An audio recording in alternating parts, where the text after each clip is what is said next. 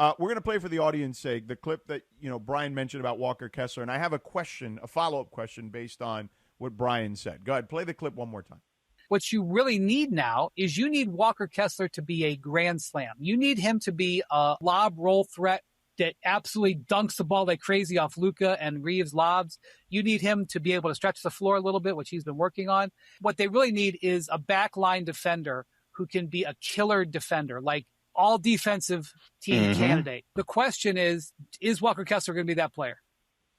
Excellent by you there, I believe, in that clip. But you guys cut out the part of me saying you don't need him to stretch the floor, and us bickering about that for a minute. Right. I agree. I agree with you. I did hear it, and I know he's working on it. So was Derek Lively, to your as I'm sure you know. I don't know how many you want him to shoot in the game, but my contention would be this: I feel like Walker Kessler just needs to be Walker Kessler. To me, it's more important that Luka and Austin raise their level defensively to help Walker Kessler not be in foul trouble all the time. Well, and my thing is this. The Lakers were a bad perimeter defensive team that got worse on that end of the floor, or in that particular aspect, I should say.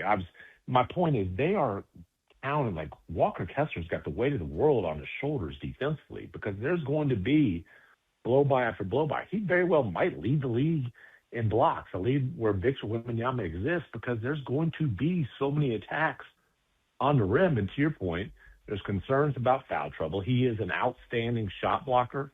I think the challenge for Walker Kessler is to become an outstanding defensive anchor. And there is a difference. But he's a great shot blocker. You can throw up block rate and all these kind of numbers. He's not a Rudy Gobert type of defensive anchor at this point in his career. He's young. He's only 24 years old. But, Gobert had some teams here in Utah where he was surrounded by mediocre to poor defenders, and they were still top 5, at least top 10 defensively. Kessler's not at that level, and they need him to continue getting better because it looks like their defensive strategy is basically like Kessler bail us out. They're going to be awfully good offensively. I think he does need to continue to improve in the screening aspect of that, the less glamorous aspect of offense. But, man, they're going to be good offensively.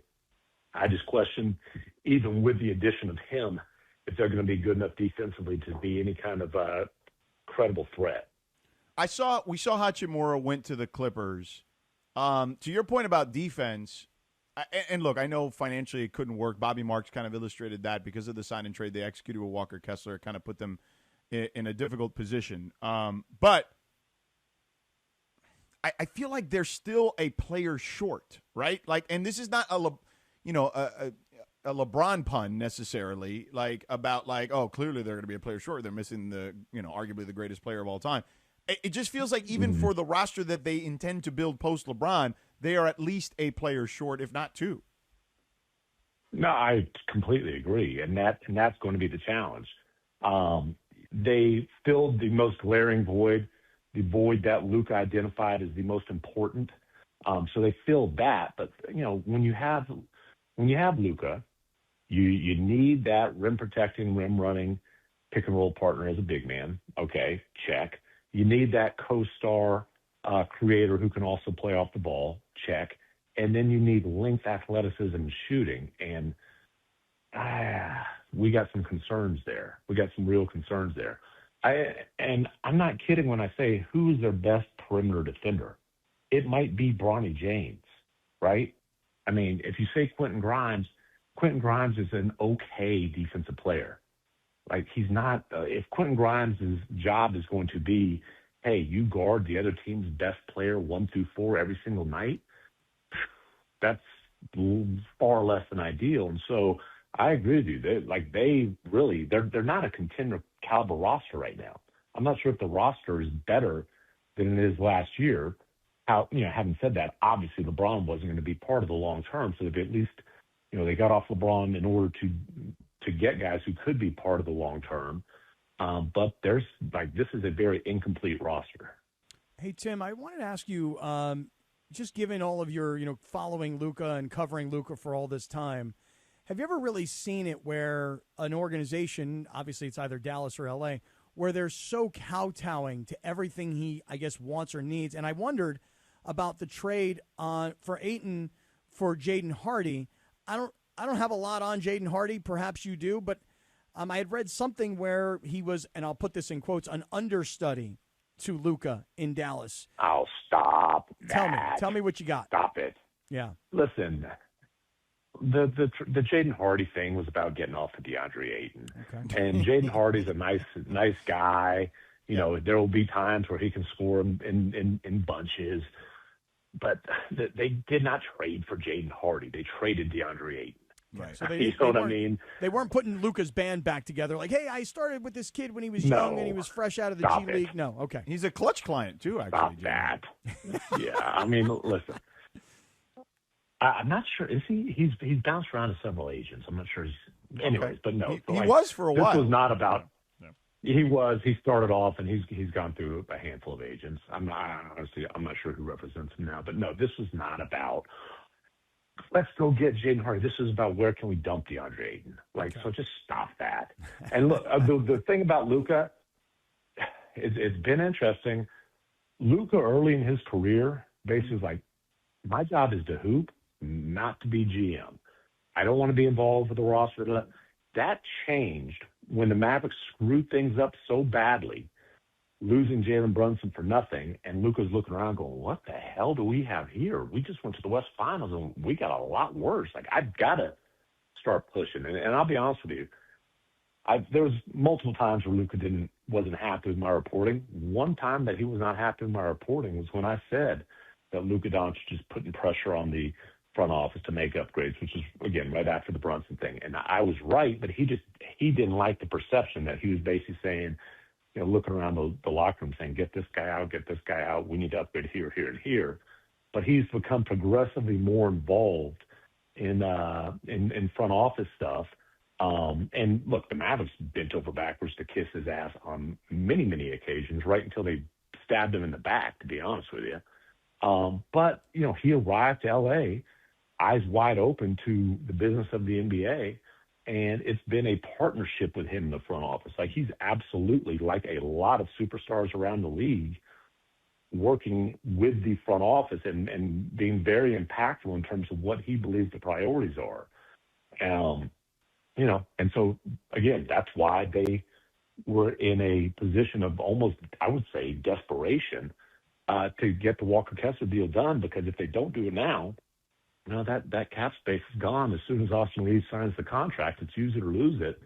And I just don't know how Rob Pelinka or, anybody in ownership would have been able to look Luka Doncic in the eye and say, well, yeah, we kind of swung and missed getting you that long-term fit at center. And, geez, I don't know how we're going to do it now.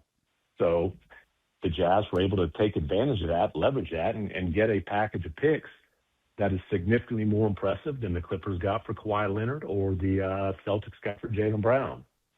You were right on about that word, desperation. They were desperate for a big man, one, for sure, but they were desperate to make Luka happy. And honestly, that's probably priority one, make Luka happy. And priority two was, how do you make him happy? You get him a big man. But, Tim, that's the exact same word I used last week. It was a total desperation move, because if they promised him this was the summer and they didn't deliver for him, how much longer until perhaps he decides, I don't want to be here? Yeah, and that's the pressure. I mean, honestly, the whole premise of the book that I wrote was about that pressure on the Mavericks, right? And it's the pressure on any franchise that has a superstar, especially one who's not won a championship yet. That's where obviously the Lakers are with Luka. And again, it's they made the promise that, hey, summer of 26, that's when we're going to pounce. But the other thing is, even if they hadn't promised it, you don't have to have like a graduate level degree in NBA capology to figure out it was now or never. Mm-hmm. Yeah. So if you're going to let LeBron go, it's now. Yeah. So I still think they're a playoff team. Maybe you disagree. Yeah. I still think they're a top 6 team in the Western Conference. And I have the teams in no particular order, right? OKC, San Antonio, Denver, the Lakers, Minnesota, Houston. Do you disagree with any of those? Is there someone I'm missing? I mean, I'm not looking at the standings right now, but that sounds about right. There's nothing you're saying there that I strongly disagree with. No. Now, how do you feel OKC and San Antonio, the two teams that people are going to be chasing in the Western Conference, did this offseason? I mean, San Antonio, they made one upgrade plus added some depth at center through the draft. But, Tobias Harris, you add him to the mix, and then obviously they're counting on the continued development of their three potential under 25-year-old superstars, right? Wemby's going to continue to get better. Dylan Harper, after an awesome rookie year, is going to continue to get better. Stephon Castle's going to continue to get better. I think you have to consider the Spurs the favorite in the West, considering they just knocked off OKC. Now, OKC, they lost some role players who kind of fell out of their rotation because, let's be honest, as J.J. Redick pointed out, they've got guys sitting at the end of the bench who'd be 7th or 8th men for a lot of teams. So now you got Aaron Wiggins and Isaiah Joe will be the 7th or 8th man for East playoff teams. They added a couple pieces in the draft, but really what they're hoping is Jalen Williams can have a healthy season and that A.J. Mitchell can have a healthy season, and they're going to be, right up there as one of the best teams in the league again.